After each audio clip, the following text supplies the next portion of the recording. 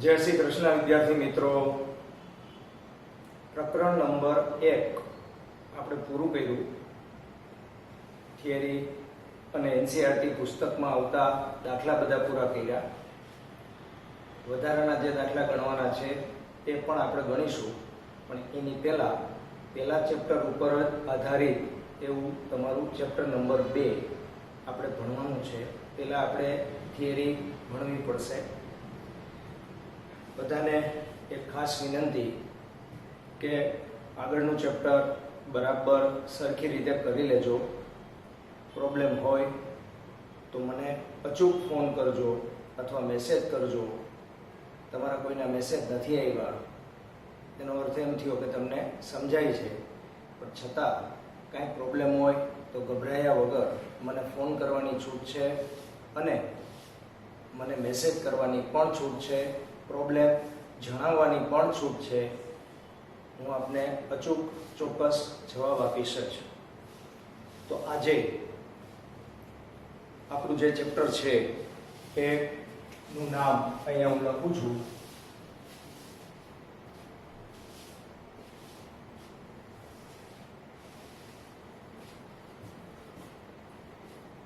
સ્થિત વીજ સ્થિતિમાન અને કેપેસિટન્સ।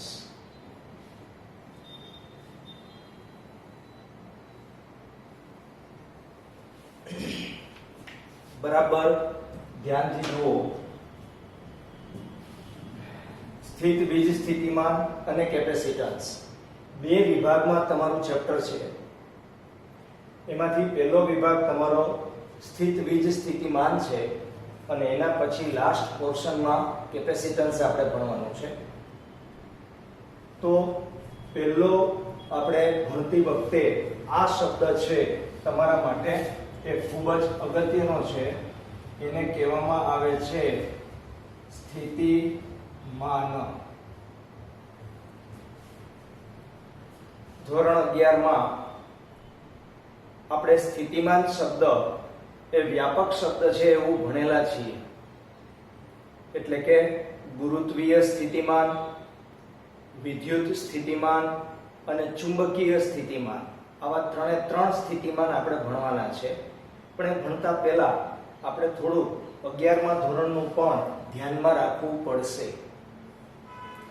અર્થ એમ કે તમે ગુરુત્વીય બળ,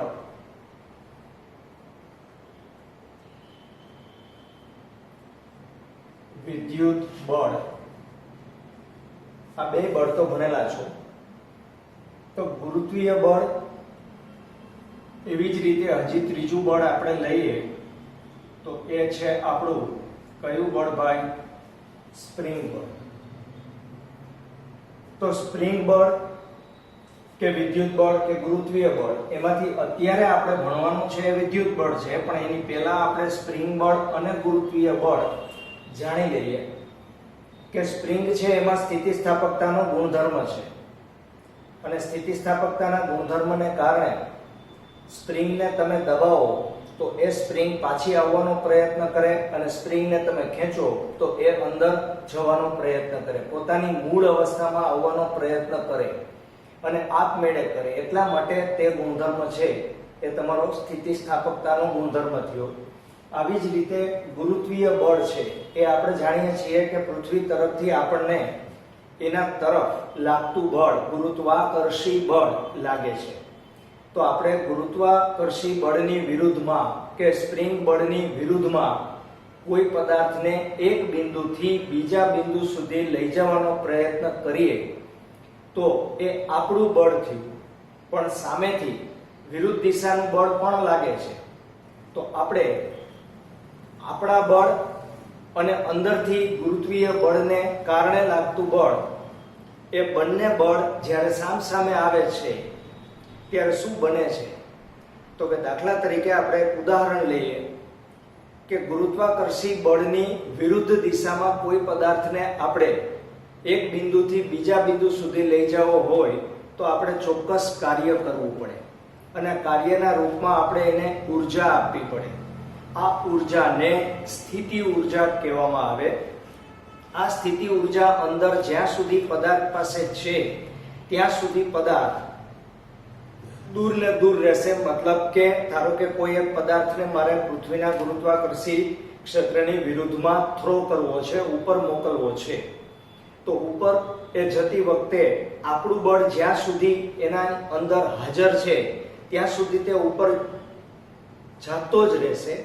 પણ જ્યારે તે સંપૂર્ણ ઊંચાઈ પ્રાપ્ત કરે ત્યારે એની સ્થિતિ ઉર્જા છે એ અંદર સંપૂર્ણ સંગ્રહ પામી ગઈ હોય, પણ જ્યારે તે પદાર્થ અધો દિશામાં પાછી ગતિ ઉર્જા ચાલુ કરે, એટલે કે પદાર્થ નીચે આવવાની શરૂઆત કરે, ત્યારે સ્થિતિ ઉર્જાનું ગતિ ઉર્જામાં રૂપાંતરણ થાય. એનો અર્થ એમ થયો કે તમારી દીધેલી સ્થિતિ ઉર્જા છે એ જ ગતિ ઉર્જામાં પાછી રૂપાંતરિત થતી હોય તો ગતિ ઉર્જા અને સ્થિતિ ઉર્જાનો ટોટલ સરવાળો છે એ તો અચળ જ રહેશે. અને આવા પ્રકારના બળો છે એને સંરક્ષી બળ કહેવામાં આવે છે. કેવા બળ કહેવામાં આવે છે? સંરક્ષી બળ. તો આ તમારો મૂળભૂત પ્રાસ્તાવિક જે કહેવાય એ પ્રાસ્તાવિક બુકનો પહેલો પ્રશ્ન છે. એના પછીનો ક્વેશ્ચન છે, આ ક્વેશ્ચનના રૂપમાં જ તમને પૂછાય કે વિદ્યુત બળ એ સંરક્ષી બળ છે તેમ સમજાવી સ્થિત વિદ્યુત સ્થિતિ ઉર્જા સમજાવો. એકચ્યુઅલી આ ટૂંકમાં તમારે અત્યારે સમજાવવાનું છે, પણ આના પછી આપણે એક ઉદાહરણ લઈને પણ સમજશું. પણ ઘણી વખત પ્રશ્ન તમને 2 માર્કમાં પૂછાતો હોય તો ઉદાહરણ વગર તમારે ટૂંકમાં એની વ્યાખ્યા અને સમજૂતી આપવાની હોય, પણ ઉદાહરણ સાથે પૂછાય તો 3 માર્કમાં પૂછાય અને એનો પણ આપણે અલગ પ્રશ્ન ઉદાહરણ સાથે સમજશું. અત્યારે ખાલી અહીંયા ધ્યાન આપો. આમ તો થોડું ઉદાહરણ હું તમને આની અંદર પણ આપી જ દેવાનો છું. ધ્યાનથી બરાબર જુઓ. વિદ્યુત બળ સંરક્ષી બળ છે. તો હમણાં જ આપણે વાત કરી હતી કે સ્પ્રિંગ બળ અને ગુરુત્વીય બળ છે એ પણ સંરક્ષી બળ જ છે.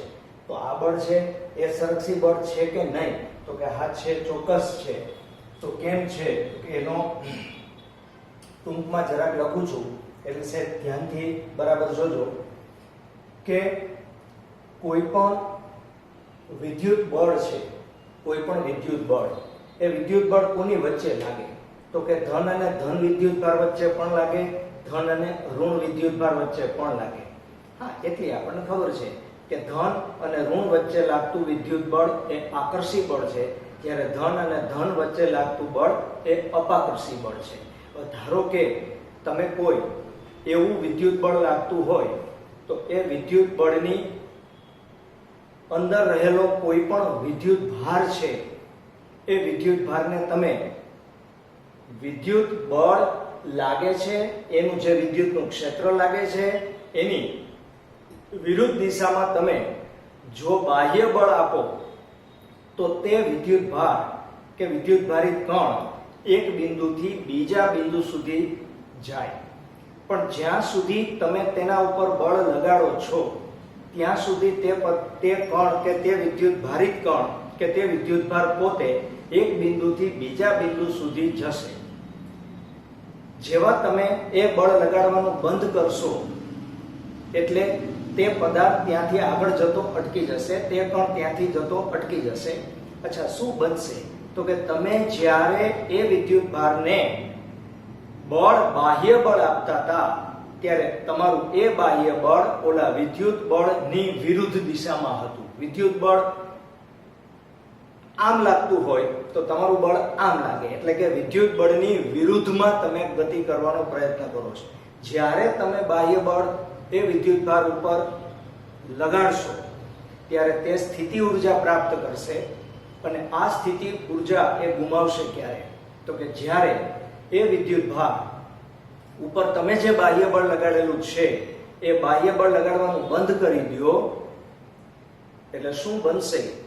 તો કે તેની સ્થિતિ ઉર્જાનું રૂપાંતરણ ગતિ ઉર્જામાં થશે. આમ વિદ્યુત બળમાં પણ સ્પ્રિંગ બળ અને ગુરુત્વીય બળની જેમ સ્થિતિ ઉર્જા અને ગતિ ઉર્જાનો સરવાળો અચળ રહેતો હોવાને કારણે તમારું વિદ્યુત બળ છે એ પણ કેવું બળ છે? સંરક્ષી બળ છે. આ સંરક્ષી બળ છે એ બાબત આપણે સમજી ગયા કે સ્થિતિ ઉર્જાનું રૂપાંતરણ ગતિ ઉર્જામાં થાય. પણ સ્થિત વિદ્યુત સ્થિતિ ઊર્જા સમજાવો. હવે આને માટે મારે તમને એક સાદું ઉદાહરણ આપવું પડે કે દાખલા તરીકે તમારી પાસે પૃથ્વી ઉપર ઘણો બધો ધન વિદ્યુત ભાર રહેલો છે. તો તમને બધાને ખબર છે કે વિદ્યુતનું ક્ષેત્ર ધનથી દૂરની દિશામાં હોય અને આપણે અનંત અંતરે એટલે કે ખૂબ જ મોટા અંતરે કોઈ ધન વિદ્યુત ભાર બીજો રાખેલો છે. એ પણ યાદ રાખજો કે ધન વિદ્યુત ભાર છે. હવે એ ધન વિદ્યુત ભારને આપણે આ ધન વિદ્યુત ભારના ક્ષેત્રમાં લઈ આવવાનો છે. હવે એનું ક્ષેત્ર ક્યાં સુધી હોય? દાખલા તરીકે આ પૃથ્વી ઉપરનો વિદ્યુત ભાર છે તો આનું ક્ષેત્ર અહીં સુધી છે અને તમારી પાસે રહેલો વિદ્યુત ભાર Q છે. તો આ Q વિદ્યુત ભારના ક્ષેત્રમાંના આપેલા કોઈ પણ બિંદુએ લઈ આવવો છે. અહીંયા કોઈ પણ બિંદુએ તમારે લઈ આવવો છે તો સ્વાભાવિક છે કે આ વિદ્યુત ભાર ઉપર કાર્ય કરવું પડે અને આ કાર્ય આનું ક્ષેત્ર આ બાજુ છે એટલે તમારે એને આ બાજુ લઈ આવવો છે, નીચે લઈ આવવો છે તો ક્ષેત્રની વિરુદ્ધ દિશામાં કાર્ય કરવું પડે અને ક્ષેત્રની વિરુદ્ધ દિશામાં કાર્ય કરવા માટે તમે એના ઉપર બળ લગાડશો અને બળ લગાડશો એટલે એની અંદર સ્થિતિ ઊર્જા છે એ સંગ્રહ પામશે. શું પામશે? સ્થિતિ ઊર્જા સંગ્રહ પામશે. જ્યાં સુધી તમે બળ લગાડતા રહેશો ત્યાં સુધી તેની સ્થિતિ ઊર્જા યથાવત રહેશે. પણ તમને બધાને ખબર છે કે આ વિદ્યુત ભાર પણ ધન છે અને આ વિદ્યુત ભાર પણ ધન છે. એને નાતે તમારે એને અહીંયા લઈ આવવો હશે તો કોઈને કોઈ પ્રકારનું કાર્ય તો આની ઉપર કરવું જ પડશે. એટલે આપણે એની વ્યાખ્યા એટલે કે સ્થિત વિદ્યુત સ્થિતિ ઊર્જાની વ્યાખ્યા શું? તો કે અનંત અંતરેથી એકમ ધન વિદ્યુત ભારને ક્ષેત્રમાંના આપેલા બિંદુએ લાવવા માટે કરવું પડતું કાર્ય. પણ એમાં થોડો ફેરફાર આપણે કરીએ કે અનંત અંતરેથી એકમ ધન વિદ્યુત ભારને અચળ ઝડપથી ક્ષેત્રમાંના આપેલા બિંદુએ લાવવા માટે કરવા પડતા કાર્યને તે બિંદુ આગળની સ્થિત વિદ્યુત સ્થિતિ ઊર્જા કહેવામાં આવે છે. ફરીથી બોલું છું, અનંત અંતરેથી એકમ ધન વિદ્યુત ભારને અચળ ઝડપથી ક્ષેત્રમાંના આપેલા બિંદુએ લાવવા માટે કરવા પડતા કાર્યને તે બિંદુ આગળની સ્થિત વિદ્યુત સ્થિતિ ઊર્જા કહેવામાં આવે છે. ગુરુત્વાકર્ષી બળ અને વિદ્યુત બળ ની સામ્યતા અને તફાવત. સામ્યતા શું? તો કે ભાઈ ગુરુત્વાકર્ષી બળ અને વિદ્યુત બળ બંને સંરક્ષી બળ છે. સંરક્ષી બળ શા માટે છે? તો કે બંનેના નિયમમાં એક નિયમ તમારો ન્યૂટને આપેલો ગુરુત્વાકર્ષણનો સાર્વત્રિક નિયમ છે. સાર્વત્રિક નિયમ છે એ F = G × m1 m2 r² છે. જ્યારે કુલંબનો નિયમ બળ માટેનો K q1 q2 r² છે. હવે આ બંનેના નિયમમાં જો આ બે સૂત્ર તમને યાદ હશે તો પણ આ બાબત તમને સમજાઈ જશે, યાદ પણ રહી જશે કે ગુરુત્વાકર્ષી બળમાં એ પણ વ્યસ્ત વર્ગનો નિયમ છે, જ્યારે વિદ્યુત બળનો કુલંબનો નિયમ પણ વ્યસ્ત વર્ગનો જ નિયમ છે. અને આ બંને નિયમમાં આ સામ્યતા છે એટલે તે બંને સંરક્ષી બળ છે. હવે બંનેમાં જુદાપણું એટલે કે તફાવત શું? તો કે ગુરુત્વાકર્ષી બળના સૂત્રમાં ગુરુત્વાકર્ષણનો સાર્વત્રિક અચળાંક G આવે છે, જ્યારે કુલંબના નિયમમાં અચળાંક K આવે છે. ઉપરાંત ગુરુત્વાકર્ષી બળ દળ પર આધારિત છે, વિદ્યુત બળ વિદ્યુત ભાર પર આધારિત છે. આટલી આ બંનેમાં તફાવત છે. આટલો શું છે? આ બંનેમાં તફાવત છે. તો તફાવત અને સામ્યતા ભણી ગયા બાદ આ જ ક્વેશ્ચન છે એને ફરીથી આપણે ઉદાહરણ સાથે સમજવાનું છે. Okay, next question. કોઈ વિદ્યુતભાર તંત્ર ને લીધે મળતા વિદ્યુત ક્ષેત્રમાં વિદ્યુત સ્થિતિ ઊર્જાની સમજૂતી આપો. આપણે આગળનો જે પ્રશ્ન ભણ્યા હતા આ એ જ ક્વેશ્ચન છે, પણ જરાક ડિટેલમાં અને ઉદાહરણ સાથે આપણે એની સમજૂતી આપવાની છે. બાકી બાબત એક જ છે કે આપણે ખૂબ જ દૂરથી વિદ્યુત ભારને ક્ષેત્રમાં લાવવાનો છે. એના માટે આપણે બે વિદ્યુત ભારની પસંદગી કરેલી છે. ધ્યાનથી બરાબર જુઓ. અત્યારે આપણું વિદ્યુત ભારનું તંત્ર છે એ તંત્રનો વિદ્યુત ભાર કેપિટલ Q છે કે જેને આપણે ઉગમ બિંદુ તરીકે લઈએ છીએ, એને ત્યાંથી ખસેડવાનો નથી. ઉગમ બિંદુ ઉપર હોય એટલે તે સ્થિર રાખેલો છે. હવે આનું ક્ષેત્ર અવકાશમાં આમ છે બધી બાજુ, અને ક્ષેત્રની બહારના ભાગમાં એક R બિંદુ છે, અને R બિંદુ આગળથી આપણે એક સ્મોલ q ધન વિદ્યુત ભારને P બિંદુએ લાવવો છે. P બિંદુ આના ક્ષેત્રમાં છે એટલે q ને આપણે P બિંદુ સુધી લાવવો છે. આ માટે આપણે કંઈક કાર્ય કરવું પડશે, પણ કાર્ય કરતા પહેલા આપણે એક બાબત ખાસ સમજી લઈએ કે ધન વિદ્યુત ભાર છે એ સ્મોલ q છે, કેપિટલ Q પણ ધન વિદ્યુત ભાર છે, પણ ધ્યાનમાં રાખો કે કેપિટલ Q વિદ્યુત ભારનું મૂલ્ય સ્મોલ q વિદ્યુત ભાર કરતા ઘણું બધું મોટું છે. આને સ્ત્રોત વિદ્યુત ભાર કહેવાય, આને પરીક્ષણ વિદ્યુત ભાર કહેવાય. પરીક્ષણ વિદ્યુત ભારનું મૂલ્ય સ્ત્રોત વિદ્યુત ભાર કરતા ઘણું બધું ઓછું હોય તો જ પરીક્ષણ વિદ્યુત ભાર સ્ત્રોત વિદ્યુત ભારને વિક્ષેપ ન આપે, ખલેલ ન પહોંચાડે, ડિસ્ટર્બ ન કરે. એવું પણ આપણે આગળના પ્રકરણમાં ભણેલા છીએ. હવે આપણે મૂળ વાત ઉપર આવી જાય કે આ ધન વિદ્યુત ભાર છે, આ ધન છે, તો આ ધનનો વિરોધ જ કરે, અને જો આ વિરોધ કરે તો R આગળથી આપણે આ સ્મોલ q નામના સૂક્ષ્મ પરીક્ષણ વિદ્યુત ભારને P બિંદુએ લાવવા માટે કંઈક કાર્ય કરવું પડે. કાર્ય કરતા પહેલા આપણે એને બળ આપવું પડે. આ બળને આપણે F એક્સટર્નલ બળ એવું કહેશું. એક્સટર્નલ એટલે બાહ્ય બળ, અને ગુજરાતીમાં કયું બળ કહેવામાં આવે? બાહ્ય બળ. જ્યારે આપણે આના ઉપર બાહ્ય બળ લગાડીએ છીએ ત્યારે આ q ધન વિદ્યુત ભાર છે એ આ ધન વિદ્યુત ભાર ઉપર બીજું એક બળ લગાડશે, એને કહેવામાં આવે વિદ્યુત બળ. આ વિદ્યુત બળ છે એ Fe છે, ઇલેક્ટ્રિકલ ફોર્સ એટલે Fe. હવે ધ્યાનથી બરાબર સમજવાનું એ છે કે આ વિદ્યુત ભાર, આ વિદ્યુત બળ આના ઉપર લગાડે ત્યારે અપાકર્ષી બળ છે. બંને સજાતીય વિદ્યુત ભારો છે એટલે આને ઉપર તરફ ધક્કો મારશે, અને આ એક્સટર્નલ બળ એટલે આપણું બળ. આપણે R બિંદુ આગળથી P બિંદુ સુધી q વિદ્યુત ભારને પકડીને લઈ આવીએ છીએ.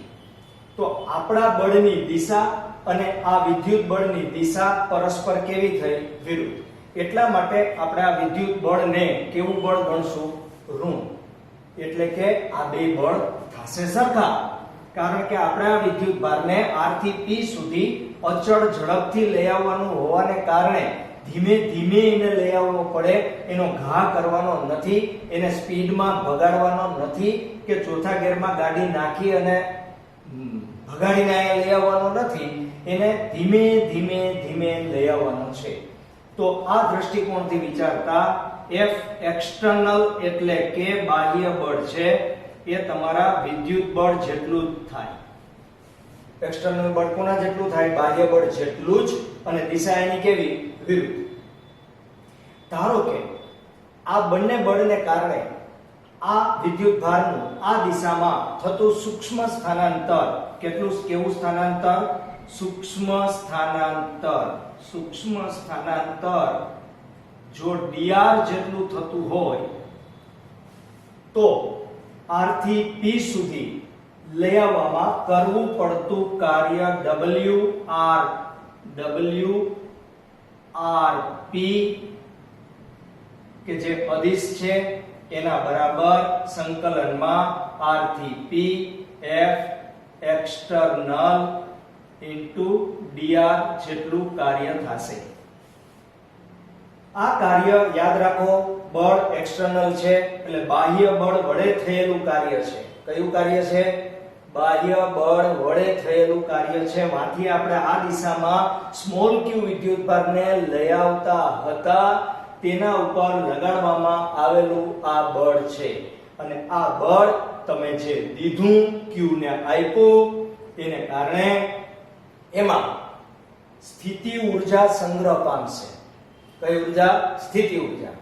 અને જો એ સ્થિતિ ઊર્જા તમે દીધે જ રાખો એટલે કે બળ આપ્યા જ રાખો એટલે કે સ્થિતિ ઊર્જા સંગ્રહ પામ્યા જ રાખે અને ધીમે ધીમે તે અચળ ઝડપથી P બિંદુ સુધી આવે અને P બિંદુ આગળ તમે તમારું બાહ્ય બળ લગાડવાનું બંધ કરી દો તો વિરુદ્ધ દિશાનું જે બળ, કયું બળ? વિદ્યુત બળ, આ મોટો વિદ્યુત ભાર લગાડતો હતો તે પોતાનું કાર્ય શરૂ કરશે.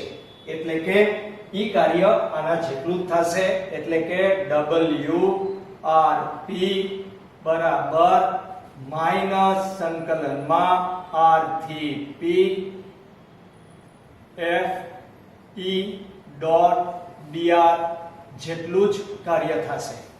આ બે કાર્ય સમાન છે પણ દિશા બેની કેવી છે? વિરુદ્ધ છે. મતલબ કે તમે જ્યારે બાહ્ય બળ લગાડવાનું બંધ કરો ત્યારે સ્થિતિ ઊર્જાનું રૂપાંતરણ ગતિ ઊર્જામાં થાય.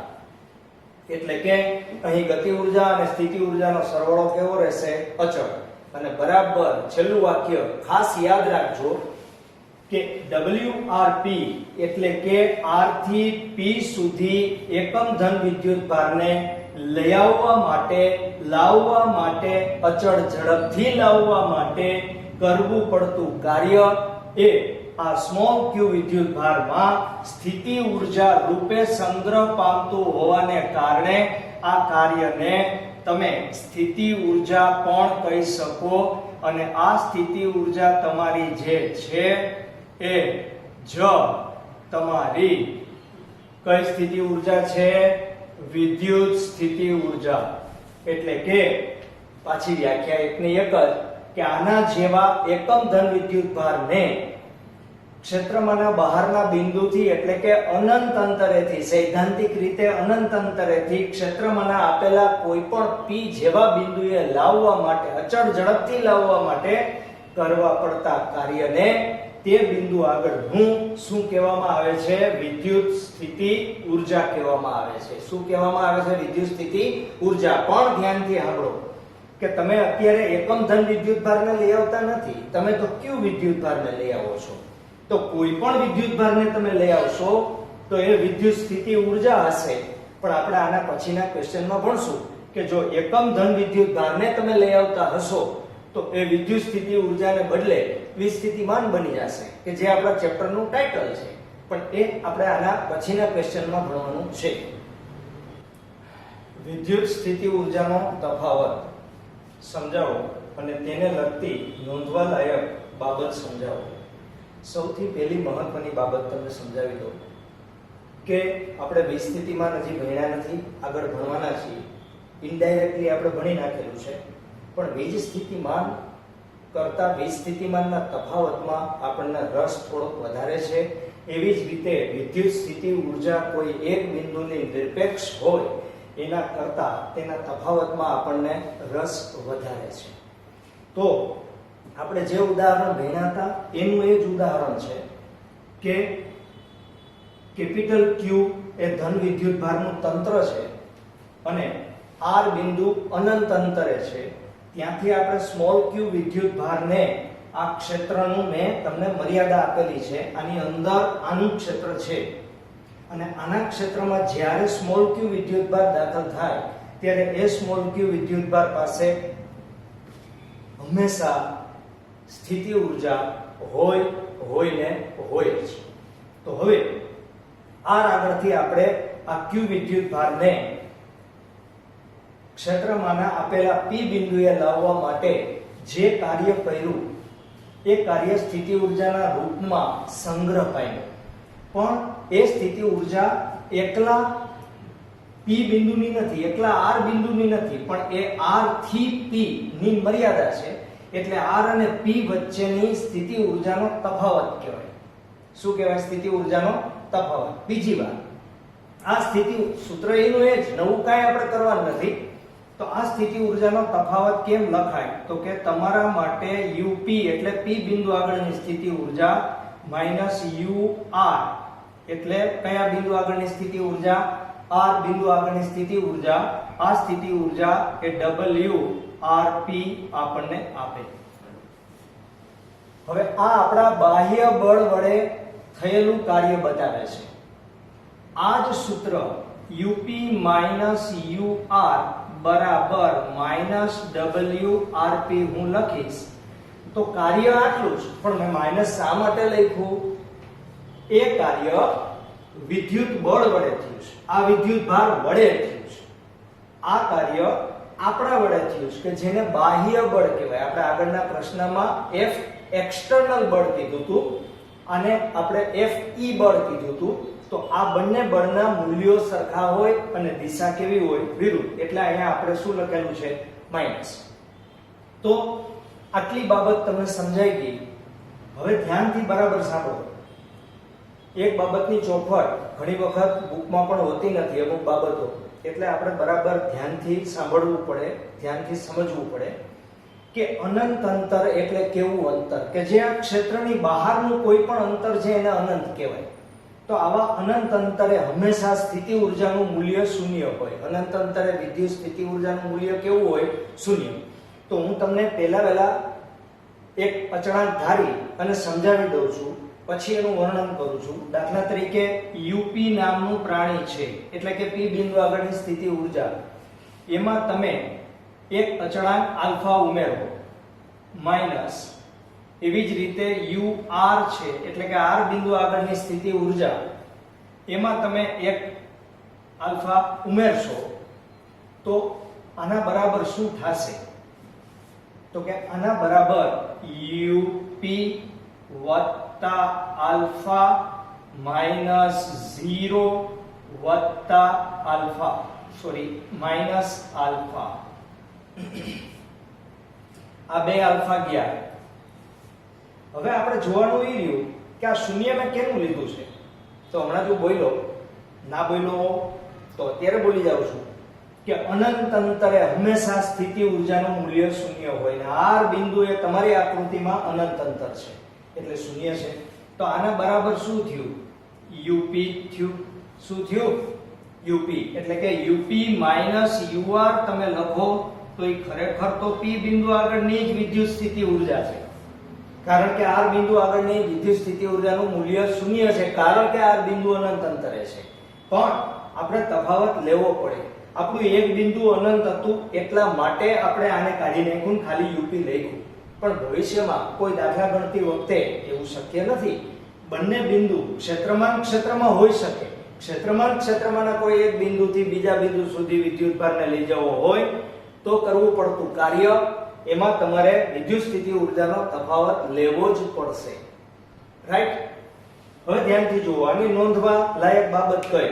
તો કે પહેલી વાત તો એ મેં અગાઉ કહી દીધું તમને કે વિદ્યુત સ્થિતિ ઊર્જા છે એટલે કે સ્થિતિ ઊર્જા છે, વિદ્યુત સ્થિતિ ઊર્જા કે સ્થિતિ ઊર્જા એ તમારા માટે વિદ્યુત બળ વડે મળે છે. અને વિદ્યુત બળ છે એ સંરક્ષી બળ છે. કેવું બળ છે? સંરક્ષી. સંરક્ષી બળ એટલે કેવું બળ? આપણે એ સમજવું પડશે કે જે માત્ર આ Q વિદ્યુત ભારની ગાડી જ્યાંથી ઉપડી તે બિંદુ R અને P બિંદુએ તેની ગાડી અટકી એ અંત્ય બિંદુ, આ બે બિંદુ ઉપર જ આધાર રાખતું હોય કાર્ય. બે બિંદુની જ સ્થિતિ ઊર્જાનો તફાવત છે. એટલે કે તમારી વિદ્યુત સ્થિતિ ઊર્જા છે એ પસંદ કરેલા માર્ગ ઉપર આધારિત નથી. મતલબ કે આ P બિંદુથી R બિંદુથી P બિંદુ સુધી લઈ જવા માટે પસંદ કરેલા માર્ગ કરતા તમે અન્ય માર્ગ પસંદ કરશો તો એ માર્ગમાં ફરક નહીં પડે, પણ જો તેનું પ્રારંભિક બિંદુ અને અંત્ય બિંદુ બદલી જશે તો વિદ્યુત સ્થિતિ ઊર્જા ચોક્કસ બદલશે. તો ટૂંકમાં એક વાક્ય સમજવા માટે એટલું જ કે આ વિદ્યુત સ્થિતિ ઊર્જા માત્ર તેના પ્રારંભિક બિંદુ અને અંત્ય બિંદુ પર જ આધારિત છે.